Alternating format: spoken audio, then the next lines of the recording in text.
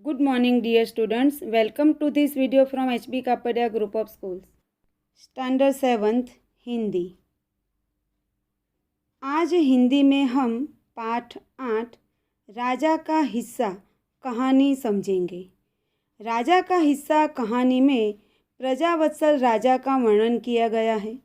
आदर्श राजा हमेशा अपनी प्रजा की भलाई में अपना समय लगाता है।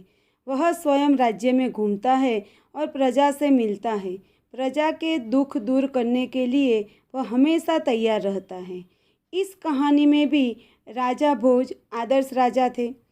राजा का हिस्सा पाठ में उनके प्रजा प्रेम का एक प्रसंग दिया गया है। यह चित्र राजा भोज का है। राजा भोज की कई कथाएं प्रचलित हैं। राजा भोज दारा नगरी के राजा थे। वे विद्या प्रेमी राजा थे। वे विद्वानों, गुणीजनों तथा कवियों का सम्मान करते थे। प्रजा की कठिनाइयों को वह जानने के लिए हमेशा राज्य में घूमते और उसे दूर करने का यथासंभव प्रयत्न करते। उनकी प्रजा भी राजा भोज का बहुत सम्मान करती थी। तो आज हम प्रजावत्सल राजा भोज के जीवन के एक प्रसंग के बारे में जानेंगे। तो अब हम राजा का हिस्सा कहानी शुरू करते हैं। राजा भोज बड़े प्रजावत्सल थे।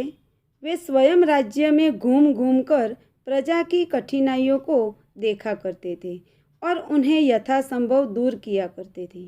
क्या कहा है यहाँ कि राजा भोज बड़े प्रजावत्सल थे। प्रजावत्सल यानी प्रजा प्रेमी, प्रजा का ख्याल रखने वाले।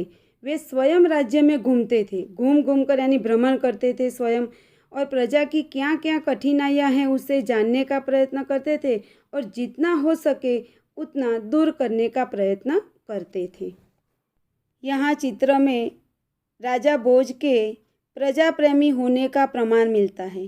दिखाई देता है कि वह अपनी प्रजा की यथासंभव सहायता करते हैं।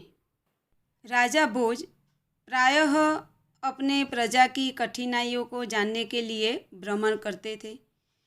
एक दिन वह राजा अपनी रानी के साथ रथ पर सवार होकर अपने राज्य में भ्रमण कर रहे थे। भ्रमण करते करते वे राजधानी से बहुत दूर निकल गए। राजधानी यानी वहाँ जो राजा का महल होता है और राज्य से संबंधित सभी कार्य वहीं से होते हैं, उसे कहते हैं राजधानी। तो इस तरह चित्र में भी दिखाई देता है कि राजा रानी रथ पर सवार होकर भ्रमण करते करते दूर निकल गए हैं। इस प्रकार भ्रमण करते करते राजा रानी बहुत दूर निकल जाते हैं। रास्ते में उन्होंने देखा कि एक खेत में एक किसान हल जोत रहा है। हल जोत रहा है यानी हल चला रहा था अपने खेत में। मगर आश्चर्य की बात क्या थी कि उसके हल में एक ही बैल है और दूसरे बैल के स्थान पर उसकी स्त्री यानी कि उसकी पत्नी हल खींच रही थी। यह देखकर राजा को बहुत आश्चर्य हुआ कि ऐसा क्यों किया किसान ने। इसलिए राजा ने अपना रथ रोक लिया। राजा भोज रथ से नीचे उतरे और किसान के पास गए। राजा भोज किसान से पूछते हैं, भले आदमी, तुम यह क्या अत्याचार कर रहे हो? अत्याचार यानी जुल्म। भला कहीं स्त्री को भी हल में जोता जाता है? क्या कहते हैं राजा कि तुम ऐसा अपनी पत्नी पर अत्याचार क्यों कर रहे हो? हल में तो हमेशा 2 बैल होते हैं, तो एक बैल के स्थान पर तूने क्यों अपनी पत्नी को जोड़ा है? किसान ने राजा भोज के प्रश्न का उत्तर देते हुए कहा कि मेरा एक बैल मर गया है। दूसरा बैल खरीदने के लिए मेरे पास धन नहीं है। धन नहीं यानी कि पैसे नहीं हैं। अगर खेत न जुता तो मैं क्या खाऊंगा? कहकर किसान पुनः अपने कार्य में लग गया। उसे क्या पता था कि उससे बात करने वाला कौन है। यहाँ पर किसान कहता है कि मेरे पास एक ही बैल है। हमेशा हल चलाने के लिए 2 बैल की ज़रूरत पड़ती है, लेकिन किसान के पास दूसरा बैल नहीं था और यदि वह खेती नहीं करता तो अपने परिवार का गुजारा कैसे करता? क्योंकि किसान के मुख्य व्यवसाय खेती है और खेती करके ही वह अपने जीवन का निर्वाह करता है। इसलिए दूसरा कोई उपाय न होने के कारण उसने अपनी पत्नी को हल में जोता था। किसान राजा को उत्तर देकर फिर से अपने हल चलाने के काम में लग गया। वह राजा की बात सुनने के लिए रुकता नहीं है, अपना कार्य भी रोकता नहीं है। राजा उसके पीछे पीछे आगे बढ़ते हैं और किसान से कहते हैं, अरे भाई ज़रा सुनो तो। राजा की बात सुनकर भी किसान रुकता नहीं है। वह कहता है, जो कहना है मेरे साथ चलते चलते कहो, मेरा काम क्यों रोकते हो। ऐसा क्यों कहता है किसान कि किसान राजा की बात सुनने के लिए रुककर अपना काम बंद नहीं करना चाहता। वह काम करते हुए ही राजा से बातचीत करता है। वह हल चलाना रोककर राजा से बात करना नहीं चाहता था। इसलिए राजा भोज उसके साथ साथ चलने लगे। अपने काम के प्रति किसान की लगन देखकर राजा भोज बहुत प्रभावित हुए। कैसी लगन थी कि राजा से बातचीत करने के लिए भी उसने अपना हल नहीं रोका। वह काम करते करते ही राजा से बातचीत करना चाहता था। तो उसके काम के प्रति किसान की जो रुचि थी, लगन था, उत्साह था, यह देखकर राजा भोज बहुत प्रभावित होते हैं, खुश होते हैं। राजा भोज किसान से कहते हैं, भले आदमी, इस प्रकार तो तुम्हारी पत्नी थक जाएगी और थकावट की वजह से कोई दूसरा कार्य भी नहीं कर सकेगी। ऐसा राजा किसान से क्यों कहते हैं? क्योंकि उन्हें किसान की पत्नी पर दया आ गई, जो हल में एक बैल के साथ जुटकर कार्य कर रही थी। किसान राजा से कहता है, तो फिर तुम ही बताओ मैं क्या करूं? क्योंकि किसान के पास कोई और उपाय नहीं था। उसके पास इतने पैसे भी नहीं थे कि वह दूसरा बैल खरीद सकता। किसान ने अपनी मजबूरी के कारण ही अपनी पत्नी को हल में जोता था। राजा भोज प्रजा की कठिनाइयों में हमेशा उसकी मदद के लिए तत्पर रहते थे। यहाँ पर भी वह किसान की बात सुनकर उसकी सहायता करने के लिए तैयार हो जाते हैं।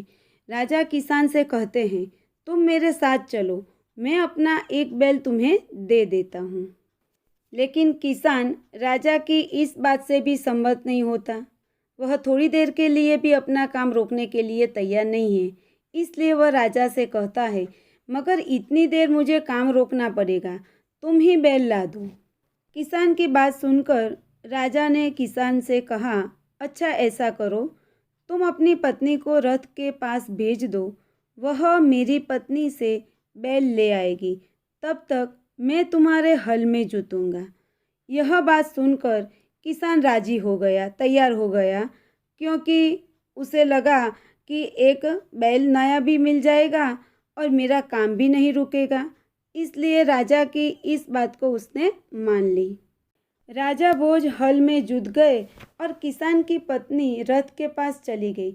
उसने रानी को सारी बात बता दी। चित्र में भी दिखाई देता है कि राजा हल में जुट गए हैं और किसान की पत्नी रथ के पास रानी से आकर पूरी घटना बताती है। रानी किसान की पत्नी से पूरी घटना सुनती है। रानी भी राजा भोज की तरह दयालु और उदार है। वह भी किसान की पत्नी से कहती है, तुम्हारा एक बैल तो कमज़ोर होगा, वह हमारे बैल के साथ नहीं दे सकेगा, इसलिए तुम दोनों ही बैल ले जाओ। इस प्रकार रानी ने किसान की पत्नी को राजा के दोनों बैल दे दिए, क्योंकि किसान का कमज़ोर बैल राजा के बैल का साथ नहीं दे सकता था। किसान की पत्नी दोनों बैल लेकर खेत पर पहुंची। यह देखकर किसान बहुत प्रसन्न हुआ, क्योंकि किसान को 2 नए बैल मिल गए थे। साथ ही उसे अपना काम भी नहीं रोकना पड़ा, क्योंकि राजा स्वयं हल में जुटे थे। किसान को खुश देखकर राजा भोज ने किसान से कहा, अगर कभी कोई दिक्कत हो तो मेरे पास आना। दिक्कत यानी मुसीबत हो, कोई भी संकट हो तो मेरे पास सहायता मांगने जरूर आना। यह कहकर राजा भोज ने किसान को अपना परिचय दिया तो किसान बहुत शर्मिंदा हुआ। क्यों शर्मिंदा हुआ? किसान को पता नहीं था कि अपने 2 बैल देकर जिसने उसकी सहायता की है वह और कोई नहीं, स्वयं राजा भोज हैं। इसलिए जब राजा ने अपना परिचय किसान को दिया तब उसे अपने किए पर पछतावा हुआ। किसान ने राजा से बार बार क्षमा मांगी। राजा प्रसन्न होकर वापस चल दिए। उस बार उस किसान के खेत में बहुत अच्छी फसल हुई। उसके आश्चर्य का ठिकाना न रहा, यानी कि बहुत आश्चर्य हुआ। क्या देखकर कि जब किसान ने देखा कि खेत के जितने हिस्से में, हिस्सा यानी भाग, खेत के जितने हिस्से को राजा भोज ने जोता था उसमें अनाज के बदले मोती उगे थे और बाकी के हिस्से में उम्दा किस्म के गेहूं उगे थे। उम्दा यानी उत्तम प्रकार के गेहूं की फसल हुई थी इस साल। तो किसान के खेत में चित्र में भी दिखाई देता है कि कुछ जगह पर गेहूं की फसल है और कुछ जगह पर मोती दिखाई देते हैं। यह देखकर किसान बहुत प्रसन्न होता है। किसान को मोती देखकर बहुत आश्चर्य होता है। वह क्या करता है, सारे मोती इकट्ठे कर लिए और वह राजा के पास जा पहुंचा। उसने सारे मोती राजा भोज के चरणों में रख दिए और सारे किस्सा, जो सारी घटना थी वह राजा को सुनाई। कौन सी घटना? कि राजा ने खेत के जिस हिस्से को जोता था वहाँ मोती उगे थे और दूसरे हिस्से में उत्तम प्रकार के गेहूं की फसल हुई थी। यह सारी घटना किसान ने राजा को बता दी। यह सुनकर राजा ने किसान से कहा, ये मोती तुम्हारे खेत में उगे हैं, इन पर तुम्हारा हक है, तुम इसे अपने अधिकार में ही रखो। यह सुनकर किसान ने राजा से कहा, नहीं महाराज, यह आपके परिश्रम का प्रताप है, इसलिए मैं इन्हें नहीं ले जाऊंगा। परिश्रम यानी मेहनत और प्रताप यानी परिणाम। तो किसान राजा से कहता है कि आपने जो खेत में मेहनत की थी उसके परिणाम स्वरूप ही मेरे खेत में मोती उगे हैं। मेरी प्रार्थना है कि आप इन्हें राजकोष में जमा कर लें और गरीबों की भलाई के लिए इसे काम में लें। इस प्रकार किसान ने राजा से मोतियों को राजकोष में जमा करने के लिए प्रार्थना की। किसान की बात सुनकर राजा बहुत प्रसन्न हुए और उन्होंने मोती स्वीकार कर लिए। यहाँ पर यह कहानी खत्म हुई। तो राजा का हिस्सा, पूरी कहानी आपको अच्छी तरह से समझ में आ गई होगी। अब हम प्रश्न के उत्तर देखेंगे। पहला प्रश्न है, राजा भोज ने भ्रमण करते हुए क्या देखा? तो राजा भोज ने भ्रमण करते हुए देखा कि एक खेत में किसान हल चला रहा है, मगर उसके हल में एक ही बैल है और दूसरे बैल के स्थान पर किसान की पत्नी हल खींच रही है। दूसरा प्रश्न है, राजा भोज ने किसान के पास जाकर क्या कहा? तो राजा भोज ने किसान के पास जाकर कहा कि भले आदमी, तुम यह क्या अत्याचार कर रहे हो? भला कहीं स्त्री को हल में जोता जाता है? तीसरा प्रश्न है, किसान की पत्नी खेती के काम में क्यों मदद कर रही थी? तो किसान के 2 बैल में से एक बैल मर गया था। दूसरा बैल खरीदने के लिए किसान के पास पैसे नहीं थे।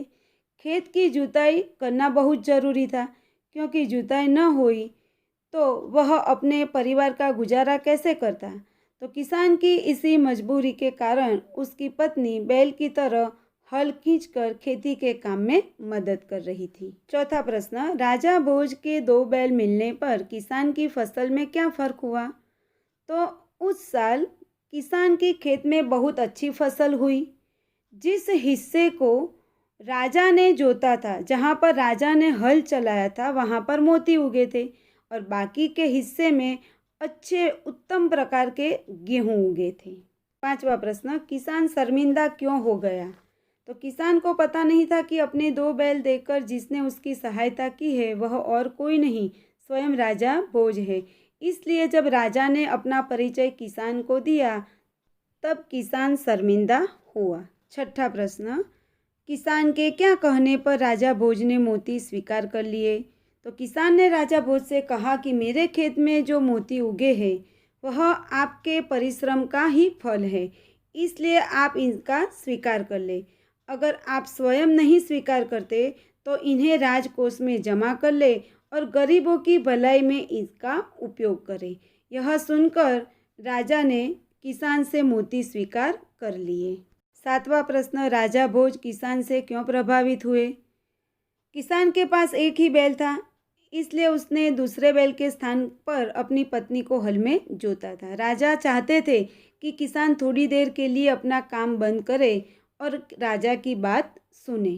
तब किसान ने राजा से कहा कि उनकी बात सुनने के लिए वह अपना काम नहीं रोक सकता। यदि वे कुछ कहना चाहते हैं तो उसके साथ चलते चलते कहे।